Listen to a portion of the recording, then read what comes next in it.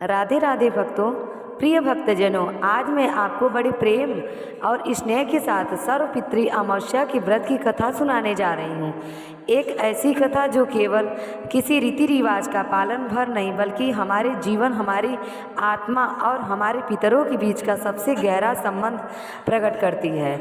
जब हम इस संसार में जन्म लेते हैं तब हमें केवल माता पिता से ही जीवन नहीं मिलता बल्कि उनके पीछे खड़े अनगिनत पितरों का आशीर्वाद भी हमारे जीवन को गति देता है। यही कारण है कि शास्त्रों में कहा गया है कि पितरों की तृप्ति ही देवताओं की तृप्ति है और पितरों की अशांति ही परिवार में विघ्न, दुख और संकट का कारण बनती है।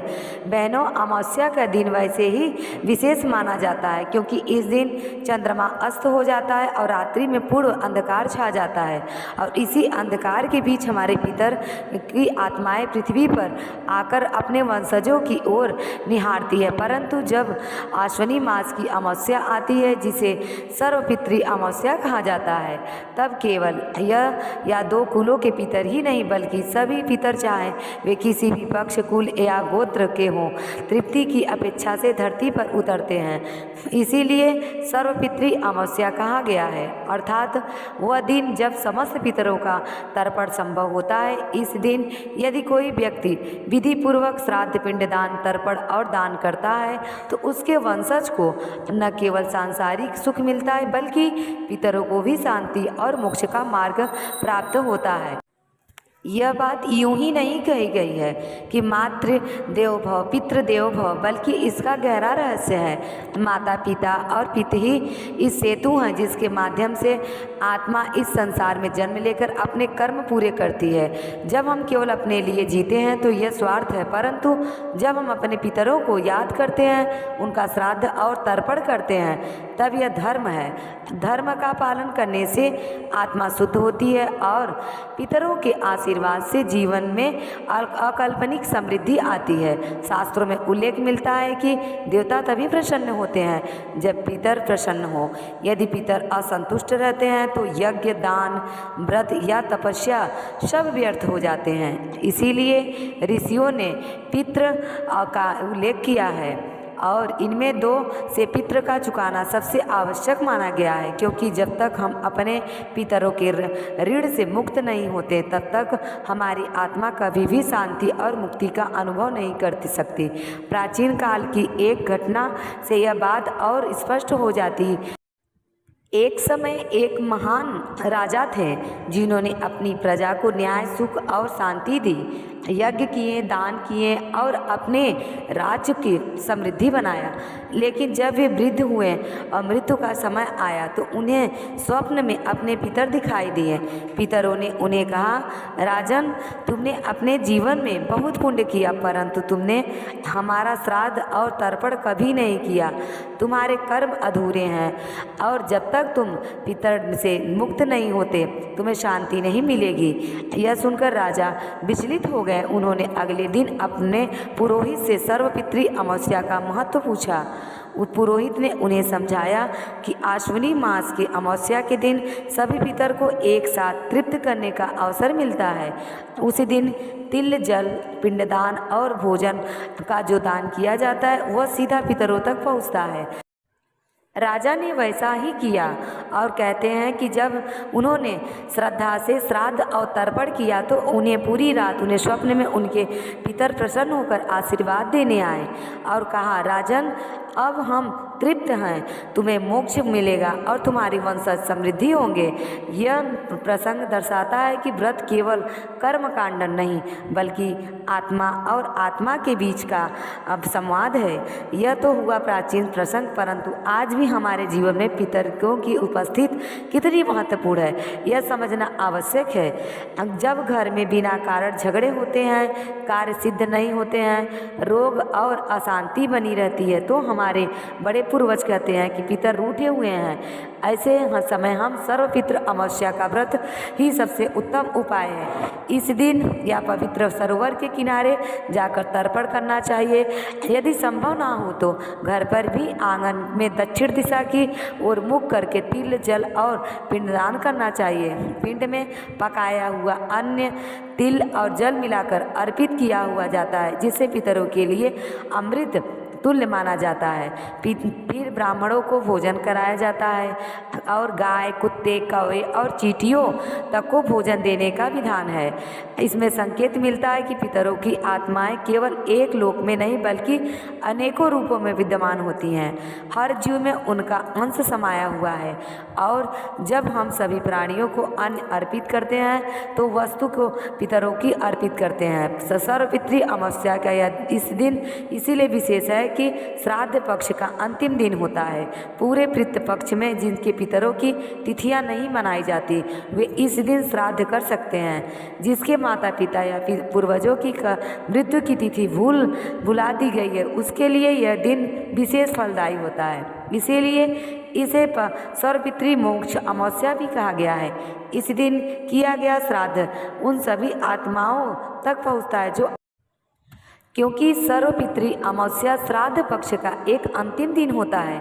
ऐसे में जो व्यक्ति श्राद्ध और विश्वास के साथ अपने पितरों को आज के दिन विदा करता है उसके पितृदेव उसके घर परिवार में खुशियां भर देते हैं। जिस घर के पितर प्रसन्न होते हैं पुत्र प्राप्ति और सभी शुभ मांगलिक कार्य उसी के घर में होते हैं। अमावस्या के दिन सुबह जल्दी उठकर बिना साबुन के स्नान करें और फिर साफ स्वच्छ वस्त्र धारण करें।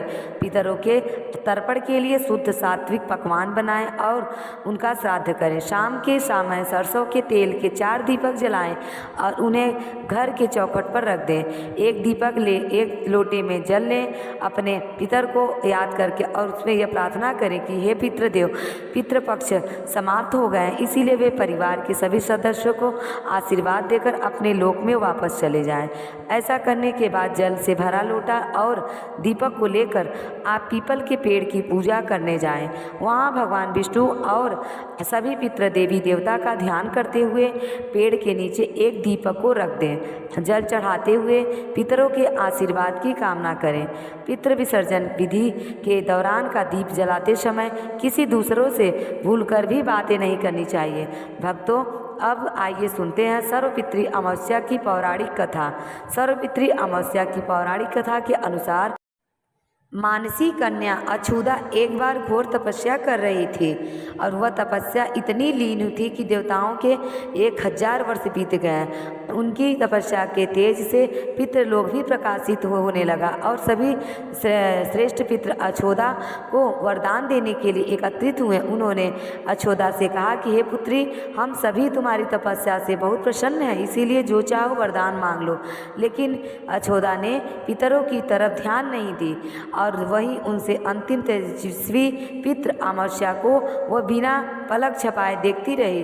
पितरों को बार बार कहने पर भी वे अछोदा, हम तुम्हें वरदान देने चाहते हैं। इस पर तेजस्वी पितृ अमावस्या ने कहा कि ये अछोदा वरदान मांगो। अछोदा ने कहा, अगर आप मुझसे वरदान देना चाहते हो तो मैं इसी समय आपके साथ रहना चाहती हूँ। अछोदा की बात सुनकर सभी पितृ क्रोधित हो उठे और उन्होंने अछोदा को श्राप दे दिए। वह पितरों को से पतित होकर पृथ्वी लोक पर जाएगी। जिसके बाद अछोदा पितरों से क्षमा याचना करने लगी।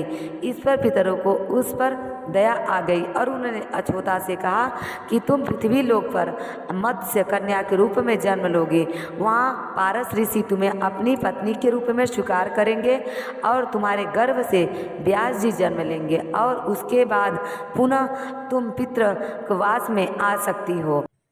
अछोदा के इस अधर्म कार्य को अस्वीकार करने पर सभी पितरों ने अमावस्या को आशीर्वाद दिया कि हे अमावस्या, आज यह तिथि आपके नाम से जानी जाएगी। जो भी व्यक्ति वर्ष भर में श्राद्ध और तर्पण नहीं कर पाता, अगर वह इस तिथि पर श्राद्ध और तर्पण करेगा तो उसे सभी अमावस तिथि का पूर्ण फल आज के दिन ही प्राप्त हो जाएगा।